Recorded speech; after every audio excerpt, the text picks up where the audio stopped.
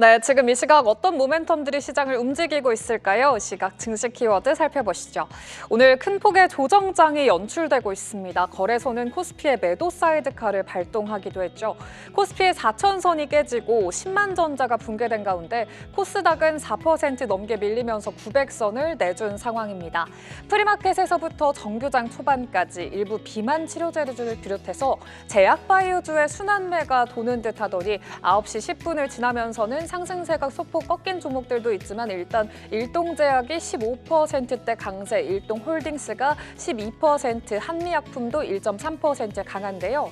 한편 반도체는 하락폭이 깊습니다.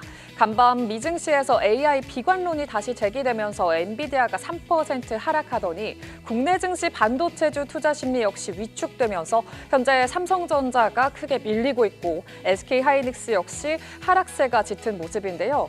그간 AI 붐으로 수요 폭증 기대감이 부각됐던 전력 서비스 섹터 역시 차익 실현 매물이 출회되는 모습 확인되고 있습니다. LS 일렉트릭이 9.8%, 두산 에너빌리티도 거의 10% 가까이 낙폭을 키우고 있는데요. 오늘 투자 전략을 잘 구성하고 대응하는 게 정말 중요해 보입니다. 이 중에서 두 가지 토픽 더 자세히 체크해 보시죠. 우선 급등 부담에서 시장 조정이 일어나고 있는 가운데 소외됐던 중소형주 뉴스부터 확인해 보겠습니다. 오늘은 양지수 모두 외국인이 매도에 나선 가운데 최근 외국인의 수급은 코스피에서 코스닥 시장으로 이동을 하고 있습니다. 올해 들어서 상대적으로 덜 오른 바이오와 로봇, K컬처 업종을 중심으로 순환매가 본격화하고 있다는 분석인데요. 한국거래소에 따르면 어제까지 지난 7거래일 동안 외국인은 코스닥 시장에서 1조 1,220억 원을 순매수했습니다. 같은 기간 코스닥 지수가 4.9% 상승, 코스피 상승률인 4.6%를 웃돌면서 소외됐던 코스닥 시장의 반등세가 두드러졌는데요. 코스피 대형주가 밸류에이션 부담 구간에 진입하면서 외국인이 차익 실현 후에 중소형주 중심으로 포트폴리오를 재편하고 있다는 분석이 제기된 가운데 외국인 순매도 상위에는 SK하이닉스와 한화오션, 현대차 등 그동안 상승폭이 컸던 대형주들이 포함됐고요. 반면에 순매수 종목에서는 삼성전자를 비롯해서 하이브 같은 엔터주들의 모습이 두드러졌습니다. 코스닥 시장을 확인해 보시면 코스닥 시장에서는 알테오젠을 1조 원 넘게 매수했고요. 로봇주들 그리고 일부 제약바이오 또 미용 의료기기 관련주들을 매수했습니다. 증권가에서는 소외됐던 중소형주의 키 맞추기 장세가 시작됐다면서 코스닥 중심의 자금 유입이 당분간 이어질 것이라 전망했는데요.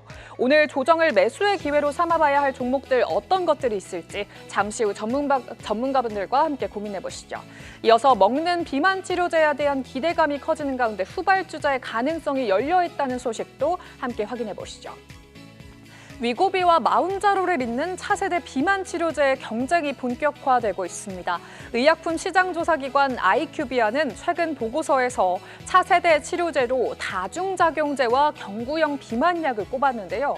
다중작용제는 하나의 약으로 여러 개의 표적을 동시에 조절해서 복합적인 치료 효과를 내는 신약으로 GLP-1 계열의 주사제인 위고비나 마운자로와 달리 근육 손실과 고가 문제를 보완할 대안으로 주목을 받고 있고요. 경구용 비만약도 새로운 흐름으로 떠오르면서 국내에서는 일동제약의 경구용 비만 치료제가 임상일상에서 체중 감소 효과를 확인했고 한미약품도 관련 기대감을 키우면서 개발에 집중하고 있습니다. 한편 모건 스탠리는 지난해 약 21조 원 규모였던 글로벌 비만약 시장이 2030년에는 142조 원 규모로 대폭 성장할 것으로 기대하고 있는데요. 다중작용제와 먹는 약의 등장이 비만 치료제 시장의 게임 체인저가 될 전망인 가운데 향후 주목해볼 국내 비만 치료제주 투자 전략 함께 고민해 보시죠. 관련 이슈들에 대한 이 시각 관전 포인트도 확인해 보시면 먼저 증시 조정에 대해서 KB증권은 급등한 만큼 하락할 수 있다는 점을 유념해야 한다는 조언을 내놨습니다. 최근 국내 증시 조정의 흐름이 40여 년 전의 3저 호황, 즉 저금리, 저유가, 저달러 때와 오버랩이 된다면서 지나친 비관보다는 낙관적인 전망에 방점을 둬야 한다고 짚어냈고요. 한편 비만 치료제 섹터에 대해서는 한미약품에 대해서 첫 국산 비만 치료제 출시 가능성을 주목하면서 에페 글레나타이드의 결과 발표를 주목한 증권가 그리고 동아ST의 연말 데이터 발표를 기대하는 의견도 있었습니다. 이어서 내일 실적 발표를 예고한 APR 그리고 LIG 넥스원의 실적 전망과 추이, 증권가 투자 의견도 확인해 보시죠. 먼저 APR 먼저 확인해 보시면 올해 3분기 매출이 전년 대비해서 1,132% 증가할 것으로 내다봤고요. 영업이익은 2,000%나 늘어나면서 857억 원을 기록했을 거라고 전망했습니다. 실적 추이도 확인해 보시면 계속해서 우상향 곡선 흐름을 그려내고 있는 점이 특징적인데요. 이에 대한 증권가 의견도 주목해 보시죠.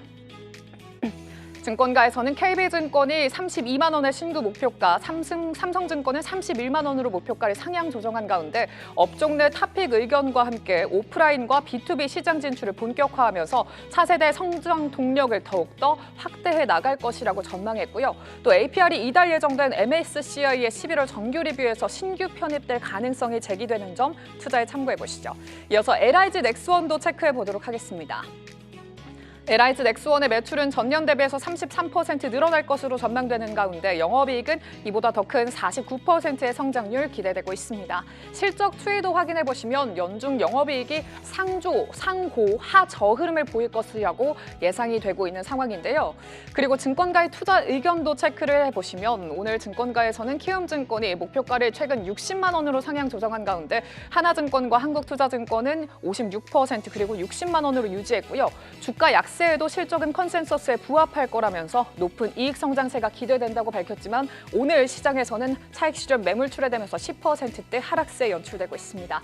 이에 대한 IR 센터까지 확인을 해봤고요. 이 시각 증시 키워드 토대로 현명한 투자 전략 오늘장 함께 세워보시죠.